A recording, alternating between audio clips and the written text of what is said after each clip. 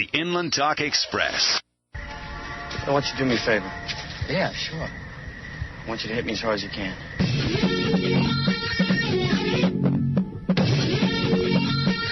You're entering a world of pain.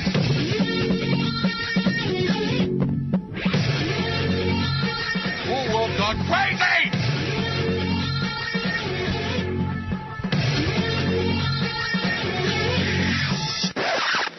I have come here to chew bubblegum and kick ass. Boys. And I'm all out of bubblegum. Let's get to it. Cause I got nothing to do. Afternoon, everyone. Happy Friday to you. This is Nothing to Do with Brian. Always Fridays, always at 5 on KCAA 1050 AM. I got Joe in the booth. Joe, how are you? I'm awesome. Wunderbar. You like that intro? You told me you're a little weary of sports, so now you can kind of see where my head's at. Right. Yeah, just a little bit, but it's all good. I'm very pop trivia, and I get a little nerdy. So nice.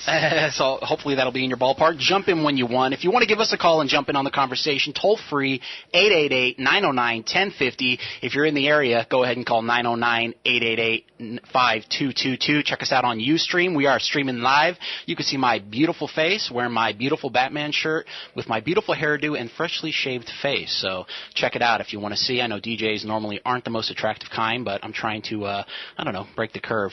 But first off, I want to talk about little personal stuff that I'm going through. This is my third week of quitting smoking. I am almost a non-smoker. I think it's one of those things, like if you're a drug addict, you can't call yourself, or you can't say, I don't do drugs anymore. You got to say, I am a recovering or something, because you're never really an ex-addict because it's still in your blood. And I'm starting to see that a little bit now. 3 weeks into quitting smoking, I'm doing the gum. I'm noticing now that the urges are a little bit different. When you first start off, of course, you're preparing for them. You got your shields up. You're ready to fight them when they come off. It's like the Terminator, where they kind of had to start adapting and make them look more realistic so that they could sneak in as spies and get into our, go get John Connor in the middle of the fortress. When they first came, they just came with an onslaught and attacked you. The cravings are a little bit different now, I'm really noticing. They come on stronger, actually. And I think the reason they feel like they're stronger is I'm not expecting them. They're popping up about every, I'd say hour and a half to 2 hours, rather a little bit loud. Or am I just shouting? Did everybody roll down their windows to let the sound kind of exit, like roaring wind? Sorry about that, folks. A little bit smoother, more jazz feel. But yeah, the cravings are they smack you really hard because you're not expecting them. And before, you kind of know, if I'm going to quit smoking, I got to avoid or at least be aware that when I drink alcohol, when I drink coffee, when I'm stuck in traffic out here in Southern California, I know that I'm going to want a cigarette. So you're preparing yourself for it. It's like when you go in to buy a used car, your shields go up and you go, this guy's going to try to swindle me, or you go to a mechanic, this dude's going to try to con me, so I have to be prepared. But now it's when I'm just, I don't know, when I'm jogging almost, they hit me. They hit me in the spots where I'm not expecting I'd want a cigarette, during sex rather than after. Weird. And yeah, so that's what I'm going through. Third week into it. The gum works, people. If you're ready, or even if you're not ready, I'm tired of this stuff where it's like, only quit when you're ready. No, quit. You know it's bad for you. You're just lazy and you're just waiting for the perfect time. There is no perfect time. You got to quit. My time kind of came where my father was diagnosed with stage 4 colon cancer last week, and that's why I wasn't here and literally phoned it in. And I didn't even phone it in. I actually sent in a recording of the show, and so I apologize for not being here last week in person. But that's why. So I realize cancer is already going to be a part of my bloodline, a part of my family history. So I gotta switch things up and might as well do it now when I'm at the ripe old age of 19. So let's get into my first segment. We're going to have a cool couple of ones. The first one's going to be me, of course, complaining about the media, what the media does, how they've handled the Boston Marathon massacre. And the second segment's going to be really great. We actually have a pretty inspirational story coming in, a guest coming in to tell his story. Mark Hall, he's the author of the book Across the Street from Hell, a really cool title. I really want to get into what that really means to him.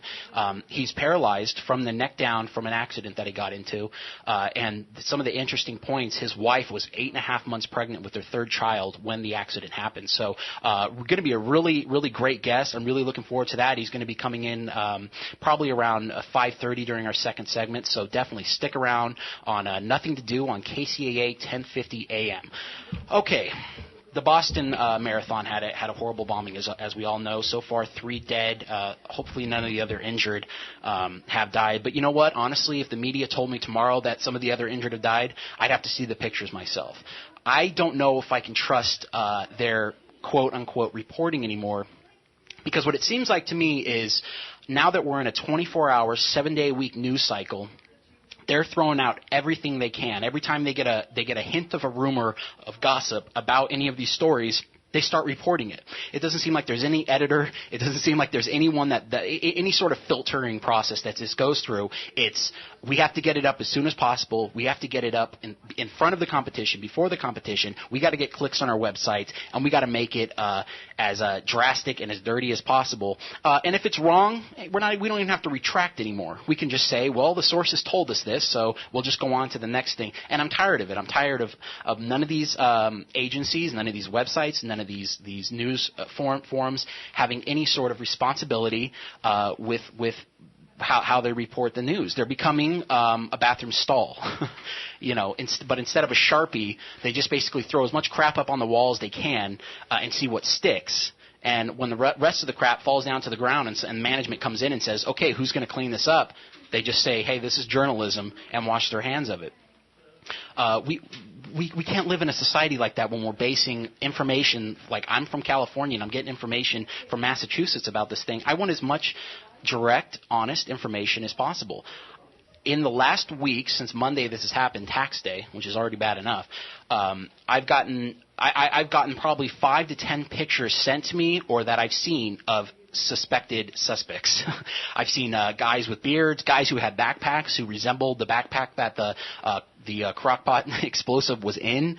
And each time I see these, I just kind of pass it off as, well, there's the guy. They're telling me this is the guy. But what I don't really realize is when they go on to the next person that's the new suspect, that person whose face is now plastered on the internet forever is now synonymous with this bombing. Hopefully now they have the guys. They've actually already killed one of them. And sad for me, back to the photos and back to where my skepticism comes in, I had to see the photo of the guy that they killed that they say did this to really believe it. I had to basically look at chest hair from when he used to box in his training gym to the chest hair on the autopsy table and compare the two and go, okay, yeah, that's the guy. That's where my skepticism is at. And that's a sad thing. And even sadder, if you guys do want to check out that photo, if you have that same, it's not even a gore mentality. It's just, you have to see it for yourself. It's on my Twitter, NothingToDoRadio. Again, it's at NothingToDoRadio. Or do Nothing to Do Radio on Twitter, and I have the photo up there, and it's it's kind of where we're at. So I've been thinking about other stories of what, because this is the first one. They've been doing this for years. I can almost count it down to Columbine, where they had to go with the whole Marilyn Manson angle for no reason other than to romanticize it, other than to attach themselves to something that it was completely benign. It didn't mean anything to attach it to Marilyn Manson, but it was interesting because it's, you're attaching it to fame, you're attaching it to celebrity, and people will listen just for that reason. It's kind of like how Twitter is. Twitter is the sun. Look at Twitter as the sun, and it's broken down into a pyramid scheme about who can get the most sunlight. If we're too much in the shade, we steal a little piece of someone else's sunlight through retweets, follows, mentions, and the media is basically doing the same. They grab on to something interesting, video games, violent movies, anything they can attach it to, handguns or blowing up statistics to an extent where it's not even realistic anymore, but it scares you, and then attaching the story to that rather than just reporting. They're now storytellers. They're blind men at a dartboard. That's what they are. But they're reporting every miss as a bullseye, and then at the end, when they finally do hit the bullseye, they just go ahead and take the darts off the board. But I wanted to actually bring up 2 media stories that have happened in the last, I'd say, 5 years, showing that I don't think the media is just straight bias in one way. A lot of people like to go they're left. A lot of people like to say people like Fox are right. I think that it's a superiority thing, or it's racist in a way where it's not completely blatant, where I don't even think they think they're being racist. They're not saying they're superior because they are a superior race or superior neighborhood, or they're saying they're superior because they're treating the story or the people in the story as children. They don't know any better, so we can go ahead and paint this story about them and make it a hero story, or make it But the way that they do these two stories is they go in two different directions. One story, which is the one we're about to play, is they want to paint the story that the kids in the ghetto, they want to grow up and they want to be evil. They want to be gangbangers. So here's the clip.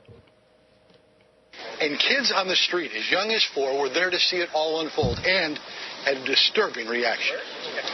No, I'm not scared of nothing. When you get older, you going to stay away from all these guns? No. No? No. What do you want to do when you get older? I'm going to have me a gun. That is very scary indeed. So far, no suspects are in custody. Okay, when you hear that, Joe, what do you automatically think? We're going to have 5-year-olds with guns. Yes. I mean, this kid is telling the reporter, this I guess was a shooting in South Side of Chicago. A 16-year-old was shot and killed, and the reporters are talking to these. I think that was a 4-year-old kid, and he's basically saying, "Hey, that's the life." At 4 years old, he already knows, that's live and die this way. He's being brought up in a scary situation, so. Yeah, and he's already accepting it. He's already saying these are my battlegrounds. But NAACP actually, who sometimes I think that they fight the wrong battles, picked a great battle to fight. Play this next clip of the same kid. When you get older, you going to stay away from all these guns? No. No? No. What do you want to do when you get older? I'm going to have me a gun. You are? Why do you want to do that? You know what's happening? I'm going to be the police. Okay, well then you can have one. What do you think now? Is it infuriating? It completely changes the entire story, the entire intention, and it go ahead and it paints the picture that the news story wants to paint. It's not reporting. It's romanticizing and saying, this is an angle we're going with. No matter what, we're going to shoot this angle. Right, yeah. Because I can see how it's being distorted and changed, but at the same time, it's like, Are we trying to grow a society of people who are just gun enthusiasts, or just people who want to protect themselves but think they're being limited because of legislations? And I think there's a big difference there. Right. Yeah. That completely goes into the gun rights issue, and I understand that. But just sticking with what this kid's talking about, it's almost polar opposites. You can't get any more opposite than the kid saying, "I want to grow up to be a robber," and in the next clip saying, "I want to grow up to be a copper." Right. And of course, NBC said that they edited this for time. Right. Okay. When editing, and we're a part of the NBC news family, but when editing, I'll give you guys a little insider tip. You can't change the story. You can't change the entire meaning of the content. And what makes me even madder, the guy who's talking, who's going, "When you get older," this kind of sounds like Rick Moranis too, by the way. Right. that guy, play that clip again. Play the first one, number 2. And kids on the street, as young as Not 4, him, were but there the to see next it guy. all Watch unfold how he had a disturbing reaction. He sounds like Rick Moranis. No, I'm not scared of nothing. When you get older, you going to stay away from all these guns? A little bit. No. No? No. What do you want to do when you get older? Are you the gatekeeper? I'm going to have me a gun. That is very scary indeed. So far, no suspects That guy at the are end. in custody. That guy's saying it's very scary indeed. He knows. He has seen and he knows that story. And he was probably even there, or probably in the same room when they decided, again, throwing those darts up at the dartboard, blindfolded. Right. He knew what the story was. So that's one story. That's one side that the media went. They said, we're going to go ahead and paint it like, well, all black kids just want to grow up and be gangbangers. Play the second story, which goes back to the Trayvon Martin case, when they played George Zimmerman's police phone call and what he said to describe Trayvon Martin. This guy looks like he's up to no good, or he's on drugs or something. It's raining and he's just walking around looking about. Okay, and this guy, is he white, black, or Hispanic? He looks black.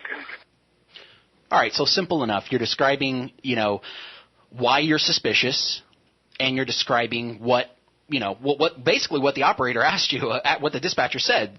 He didn't say what does he look like even. We can even go to the extent where the guy said what does he look like and he said he looks black. That would even, you could argue, a little racist. He didn't say that. The dispatcher said, is he black, white, or Hispanic? And he said, he kind of unsuringly, he looks black. Okay, play this next part where they really break down what was released, again by NBC. Here's what they cut out. So he said, this guy looks like he's up to no good, Zimmerman did. They cut out, or he's on drugs or something. It's raining, and he's just walking around looking about. Okay, the dispatcher asked this guy, is he black, white, or Hispanic?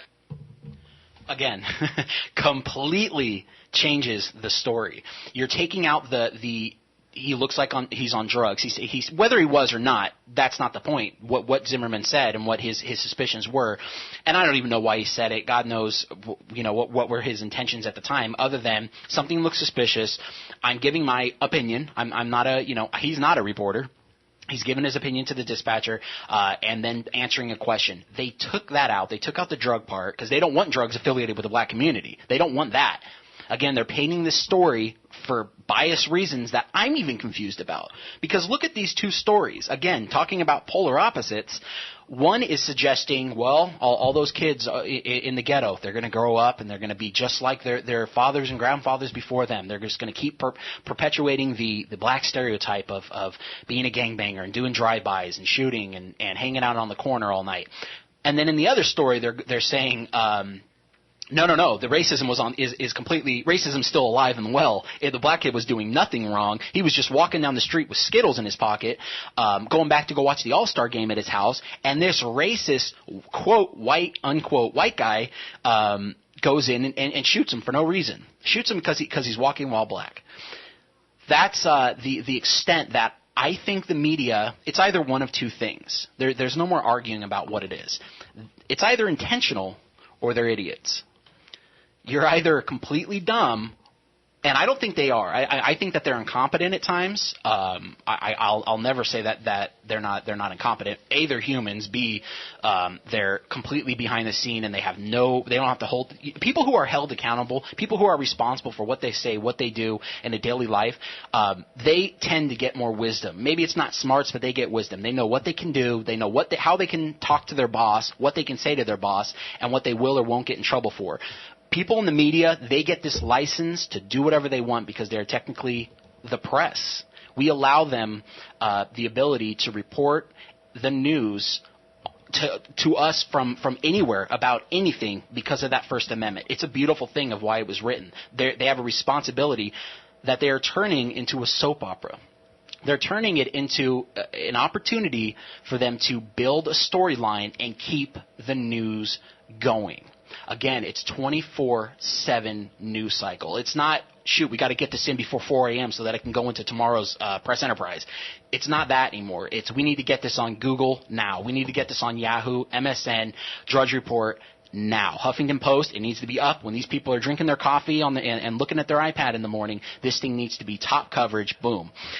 And they keep the news story going. They even romanticize killers. I mean, does this drive you crazy, Joe? The way that they really have to paint it like Portrait of a Killer. Right.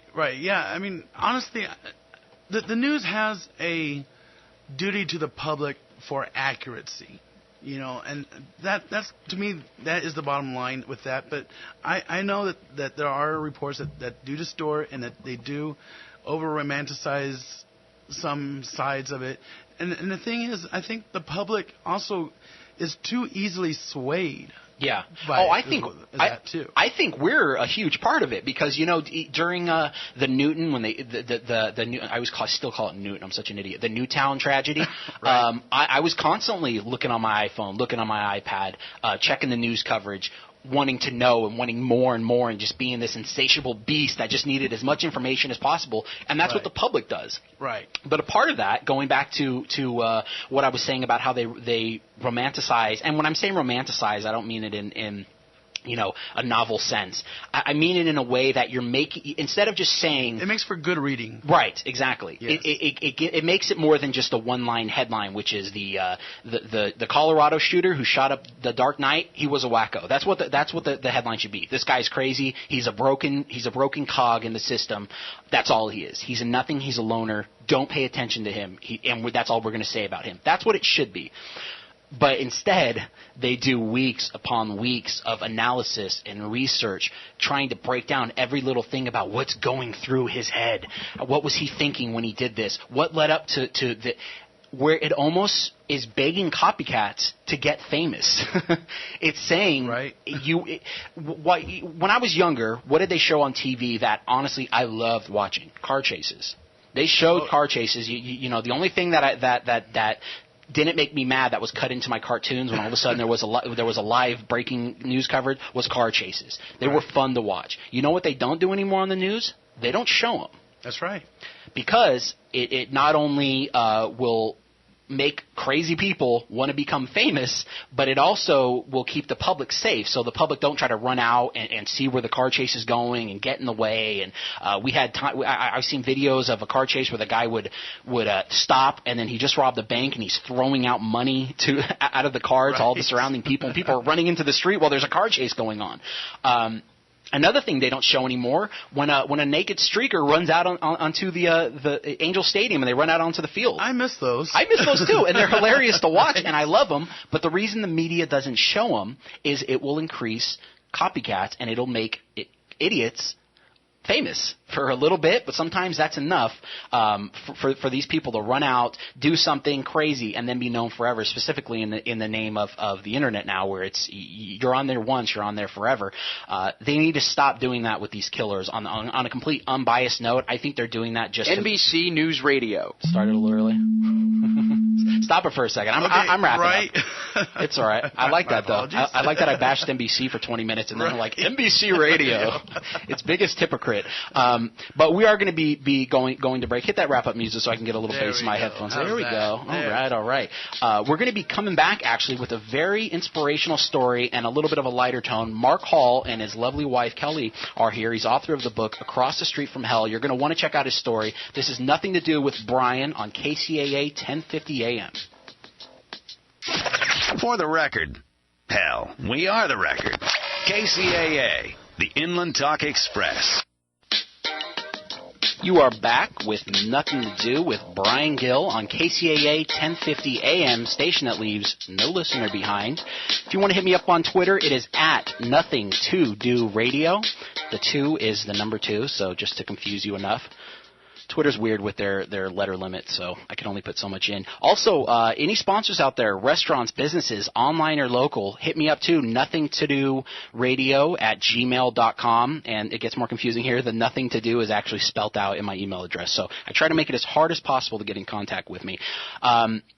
We're actually here with a pretty inspirational story. Mark Hall, he is the author of Across the Street from Hell, and his lovely wife Kelly have both joined us. How are you guys doing? Good. Thank you. Good. I actually wanted to start off with the title, which kind of jumps off the page at me. What kind of does that mean?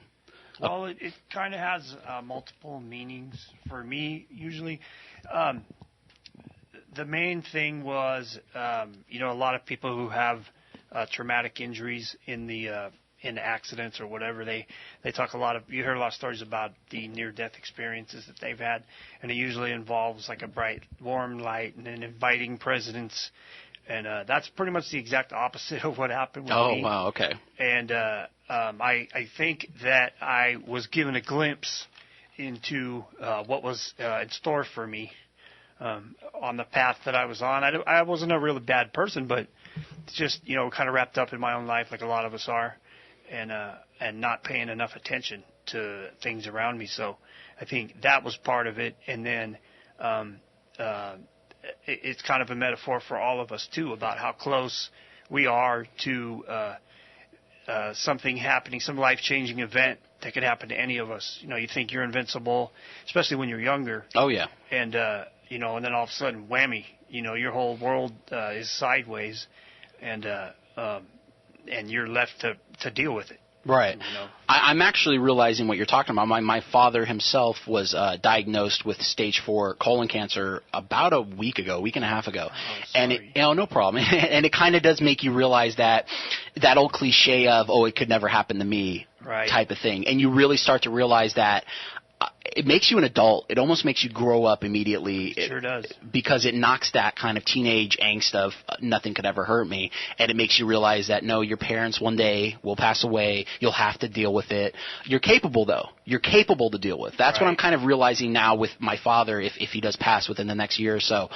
I know I'm capable of dealing with it now. I know something, God or something has made us able to deal with things like tragedy in our life without, because if not, it would just make you go crazy if you really tried to think about how do we deal with these things. Right. You never really know what you're capable of until you're placed in an extraordinary situation and absolutely forced to deal with it. So I've also heard the term, like the Hurt Locker, the movie The Hurt Locker, it is kind of based on when those people got hit by an IED and they're just laid up in the hospital forever with their legs missing. They call it the Hurt Locker because there's no heavenly light. There's just pain. There's just stress. There's fear. That kind of is what that title reminds me of a little bit. That's exactly another metaphor for it too. You're kind of drowning in the beginning, and for me, I was kind of likened it to. You're cruising down the freeway and you get a flat tire. Now you're sitting on the side of the road, and it's that feeling you have when you see all the cars going by both directions. Your world just kind of stops, and your plans stop. Yeah, everything. Your plans for that day stop. Everything stops, and you're thinking, wait a minute, I have to do this. This can't be happening. I've got this going on this weekend. I got, all these little things, and in that time they are important. And then as time goes on, you realize that that's really not what's important. You start to see all the other things that were there right in front of you the whole time, And when I was in the hospital, I was in there for a pretty long time. I was in intensive care for 2 months, and I had a lot of time to think there. And then I did another 2 months in a rehab facility at Loma Linda, and that's where I was coming to terms with what my life was going to be like now. I've been married at that point. I had been married. This was in August of 2007. I'd been married since 2000, and I had a 6-year-old and a 1.5-year-old daughter, and my wife was 8.5 months pregnant with my new daughter. Kid. Wow. And I was starting to think, okay, the normal things you think. What kind of husband am I going to be now? What kind of father am I going to be now? Is my youngest even going to know I'm her dad? I can't pick her up and tickle her and play with her and run around like normal dads do, And in time, you realize that we're a lot closer than I ever imagined we would be during those times. The book, again, is Across the Street from Hell by Mark Hall. We're here with both him and his wife, Kelly, on KCAA 1050 AM. Now, Kelly, where were you when it first happened? People talk about it a lot, like when JFK was shot, and my mom can recall where she was when Elvis died. When this happened, when your life, like Mark was talking about, how your life just kind of stops rolling, I always kind of look at it like the world stops turning, and then slowly it starts turning again and again. Where were you, and kind of what was your thought process at the time? Well, I was sleeping because it happened first thing in the morning. I got a phone call from his boss at 6 saying that he got in a car accident and he was at the hospital, and I just had a gut feeling. I knew it was bad. I just did. And I called my friends, can I drop off the girls? And I told them, Daddy got in an accident. I'm going to go pick him up, and then I'll be home later. Mm-hmm. And we never went home. We never went back to our house. We stayed there for 2 months out in Palm Springs. Yeah. All right. Try to get up more on the mic a little bit more. Yeah, these mics you gotta almost kiss to really get into. So so you were always first thing in the morning. Why does it seems like earthquakes and tragedy always happens first thing in the morning when you're not mentally prepared to deal with them yet? No, I was asleep. I was annoyed. I said, who is calling me at 6 o'clock in the morning? I'm pregnant. I have a 1-year-old and a 6-year-old, and I'm sleeping. Leave me alone. How far along were you? 8.5 months. Oh, wow. So any day. Yeah. Well, no, it was 32 weeks. I was 32 weeks, so just about 8 months. I still had another month to go. Oh, wow. So. And thank God I made it.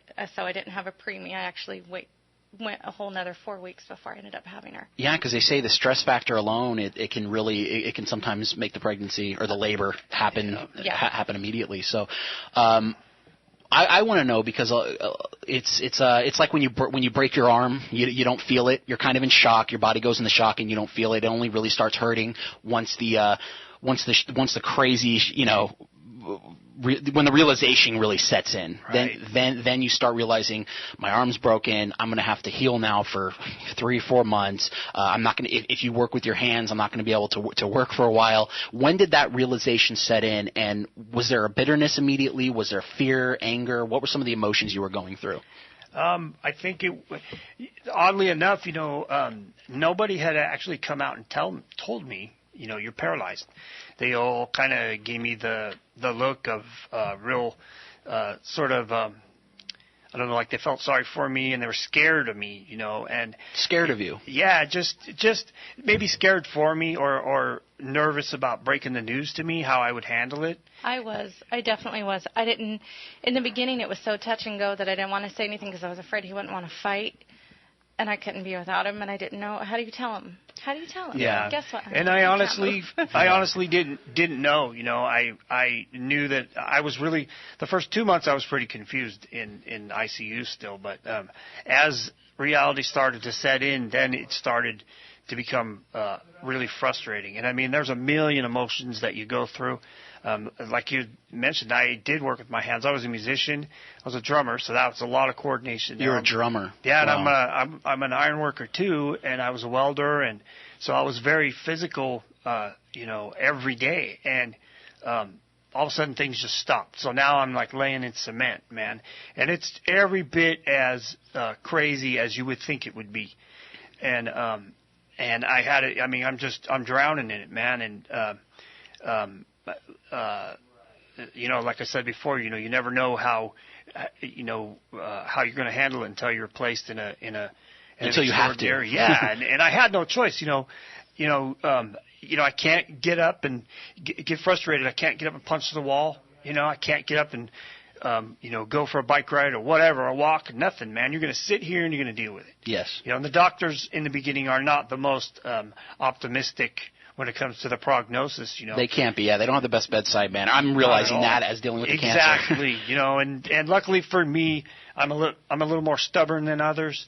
And, when somebody tells me I can't do something, in my mind, I'm almost required to do it now, even if I didn't initially want to. Right. Now I got to do it. And they're telling me I'm not going to move. I'm not going to, they actually told us, that, one person even tried to convince my wife that they should put me in a nursing home because it was going to be too much for her.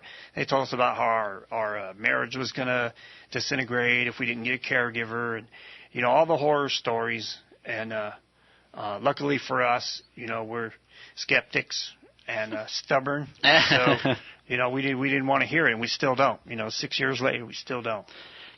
Something interesting I actually read in your book. Again, it's Across the Street from Hell, written by Mark Hall.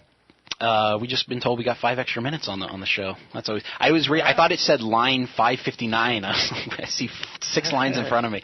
I'm such an idiot. But Across the Street from Hell, something in the book that is interesting because I have had friends who have not only died but then survived car accidents, and they always say I don't even remember leaving the house that morning. Your mind has this really cool way of blocking out trauma. Right. Again, maybe so you can deal with it. Yours is actually the opposite. You state in your book that as time went on, you started to remember more and more what happened. So what exactly, from your recollection, what did happen in the accident? I remember everything, actually. I remember leaving the house that morning. I remember getting on the freeway and being sleepy. So I was actually lying down in the back seat of my truck. I had a 4-door quad cab, and I was laying down there getting some sleep because the job site was about an hour out. So I had a chance to get another hour's sleep. So, but the guy that was driving, one of the guys in my crew, fell asleep, and we drifted off the freeway, and he hit a guardrail, and we hit a wall and flipped end over end. And I remember the initial impact of the guardrail, and then waking up and hearing him yelling, and then I just remember just mad chaos, and then it was just quiet, and I'm laying in the middle of the freeway, man, and I could smell the dirt, and I could hear the cars and trucks going by, and I could hear the people, at the CHP coming up and saying, "Hey, man, you're going to be okay, buddy. I got an ambulance on the way." I remember getting in the ambulance and the paramedics asking me, "Can you feel this? Can you feel this?" And like I said in the book, I always thought that was a kind of a dumb question, because of course I could feel this. We're so used to feeling right. it. Yeah, we're so used to our senses. But this time I couldn't. And then I thought, that was the first time I thought, okay, this is a little bit different here, And the next thing I know, I wake up and it's 2 weeks later. And wow. And it was definitely one of the hairiest experiences, and being able to remember it as both good and bad, because it's just clear. A lot of the aftermath, being in the hospital, that was more of a blurry sort of stage. But we got a copy of all the hospital records and the police reports and everything, and after reading those, it kind of started putting the pieces together. Right, the puzzle kind of becomes whole, and you really get and it's even scarier. How long ago was the accident? It was in August of 2007. Okay, so been going on 6 years this year. Coming up on 6 years. And your girls are how old? They're 5, 7, and 11 now. My oldest is going to be 12 next week. So you had a 5-year-old, a 2-year-old, and one in the oven when it happened. Yeah. All little girlies. I'm curious, because I know they say you go through stages of like when a family, again, someone dies, or you go through grief, then you go through bitterness, then anger, then acceptance. I'm wondering if both of your stages were different, because she now had the new responsibility of my person I made a vow to. Right. Life is going to be different now for me in a different way than it is for you. For you, you have to deal with it. And I know you guys said that you weren't going to go in a nursing home. She wasn't going to leave you. But you still have the option of, do I want this for my life? Mark, sadly, has to deal with it. Right. So what were the stages that you went through, Kelly? Starting with, we already know that you were scared and shocked. Did bitterness start to set in? Yeah, and I still get bitter sometimes. What explain that? How do you get bitter? Angry, why did it have to happen? We were happy before, so it's not like somebody had to come along and shake us and say, wait, look at each other, be happy, appreciate what you have. We did. So I remember how things were before, and I know him, and I get upset for him. And sometimes for me, I wake up in the morning and sometimes I just want to have my coffee and sit down and watch TV, but that doesn't happen. That doesn't happen? No. Why doesn't that happen? No, Why don't you make that happen I'm a here and there? busy. No days off ever. No, I give myself some time at night and I read and drink tea, but no, it's even if I didn't have him, I have 3 little girls, so that's a full-time job in itself. Yeah, no kidding. I don't think I ever grieved. I think I've been too busy and too caught up in just trying to keep everything going smoothly. But I knew leaving was never an option. I didn't marry him because he could walk. I married him because I love him. Oh, that's very nice. Yeah, so and that's where I'm lucky. He stayed him. Makes him harder to cheat too. If I start getting out of control, she just wheel me into the closet and close the door. If he's able to do that, he has the best game in history. That's right. And keep it under wraps. I was just going to say, I'm going to keep it a secret if I do. No, there's some advantages. Like, whose wheelchair pillow is this? Exactly. I didn't get this for you. I think I've been very, very lucky in that way, because I met a lot of people with spinal cord injuries in the past, and in the past 5 years, a lot of them don't have the support structure that I have. I got my wife, I got my 3 little girls. Right, yeah. And if I never did anything else for the rest of my life, that would be just fine. I could just sit back and watch them grow up, look at my wife, and I'm a happy dude, man. I really am very, very fortunate. And I could be, moping and crying, and I hear people doing everybody. We all hear it all the time. And I would never try to belittle somebody else's struggle, because it's all real, And it's all individual. It really is. It could be, It's just that how your perspective changes. I remember seeing paraplegics in wheelchairs and thinking, man, that's got to suck. You can't walk. You're in a wheelchair. When I got out of the hospital, I had movement in my head. That was it. No arm movement, no hands, nothing. And I remember thinking, now I would love to be a para. Man, I could use my hands again. I could weld again. I could work again, And it's just all about playing the cards you're dealt, man. And I don't, I want to sound like a cliche, rainbows and unicorns, man, but it's real. You know, the power of positive thinking is a pretty amazing thing. You know, it works. We actually had a pretty tragic death in our family. My cousin, actually, a couple years ago, going on 2 years now already. It blows my mind how quick it goes. And the people who are doing the best now are the ones who have a unit around them for support, and the ones that are still struggling with it, I don't even think they're past the shocked phase of it. Right. They're the ones who live, some of them, one of them in another country, or another one out of state. They're at a different stage now. They're still at I can't believe this happened. Right.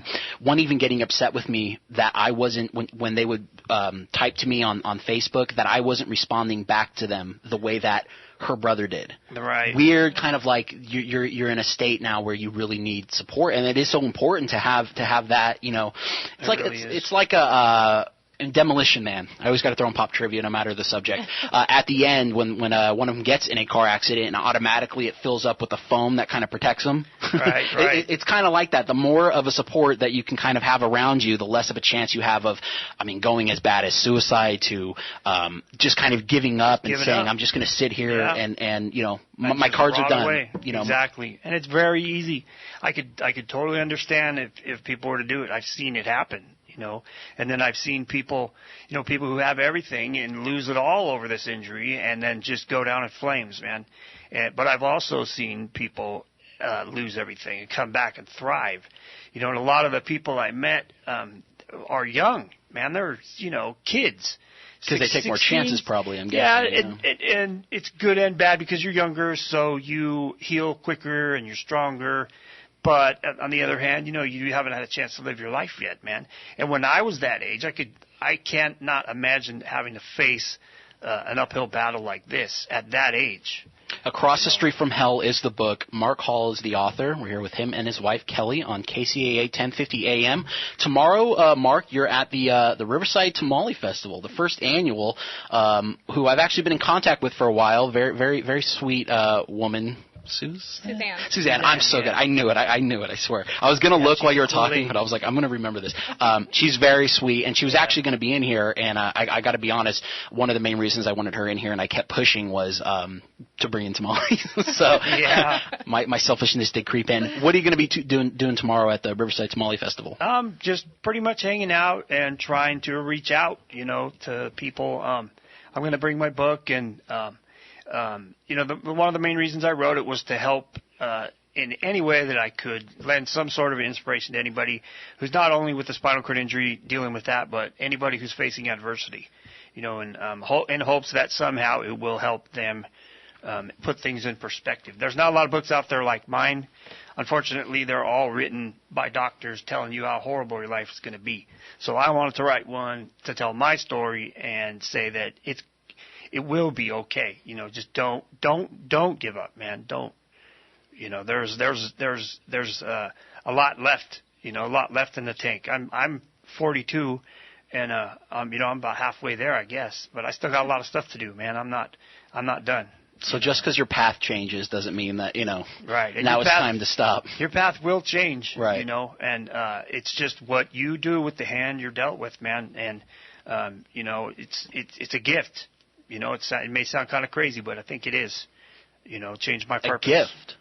Yeah. It was a curse at first. I was going to say, that normal cliche of is it a gift or a curse? Yeah, I think it is a gift. I don't think it would have taken anything less than an event like this to get my attention.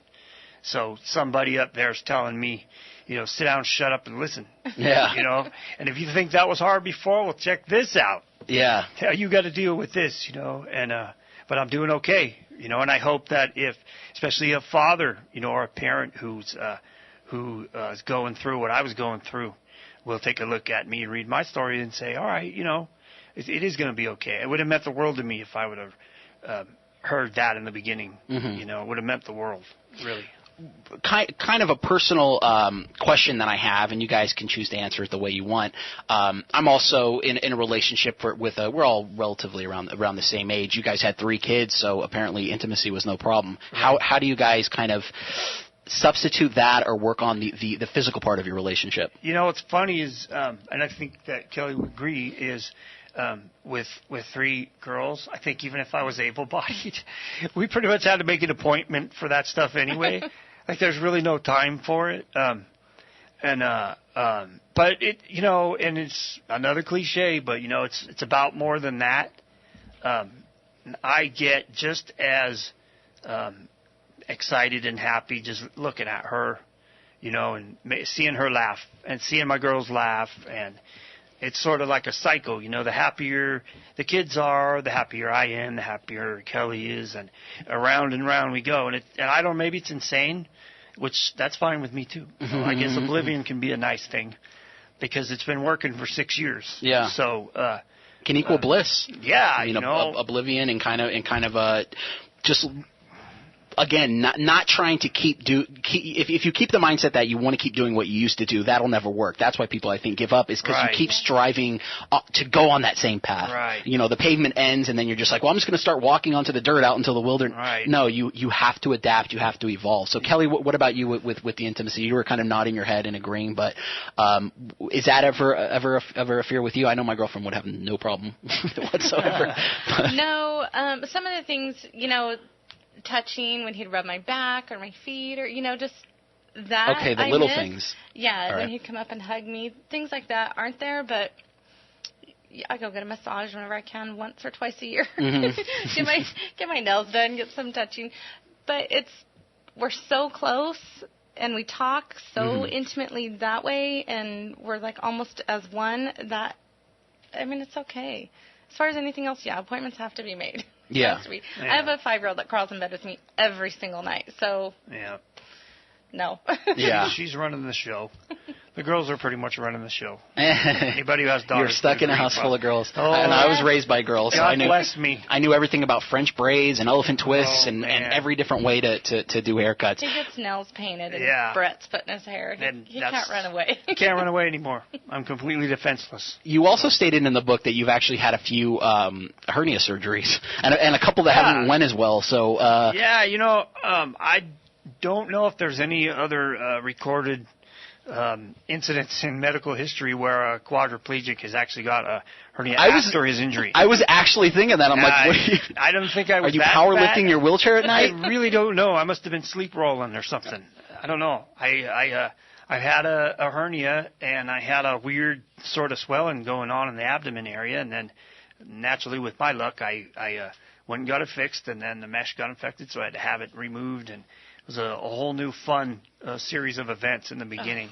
It was purely magical. It was brutal. Yeah. There was parts he didn't put in the book that were just things we never knew that we would go through, things I never thought I would have to do. Like what? What were a couple of the things? Well, the radio safe. I would say, imagine if one of your intestines exploded and in your abdomen, then you could pretty much take it from there, and that's what I had to deal with. Wow. Daily and nightly, and no pain though from it, right? Not really. Just the sight of it, the smell of it. It was good times. But not fun. Miraculously enough, honestly, it went away. It went away on its own. The doctor was trying to talk me into getting a colostomy bag and all this other stuff, and no. You said no. No, thank you. Don't need another challenge right now. No, I don't. They are pretty sexy and everything, but not really for me. Well, that's I really enjoy your story.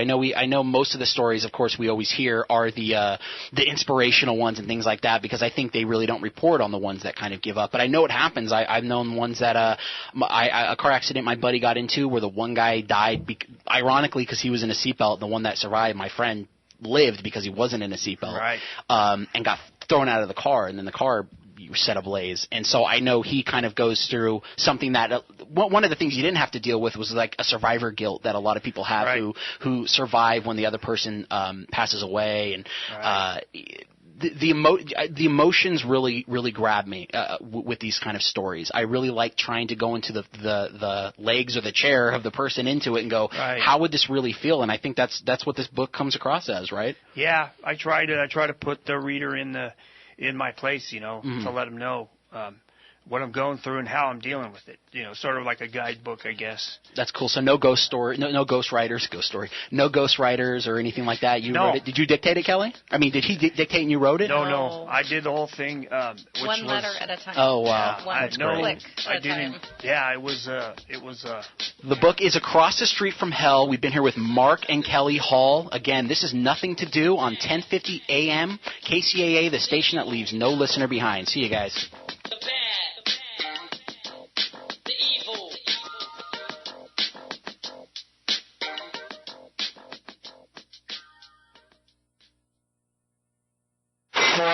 You're on board KCAA's Inland Talk Express.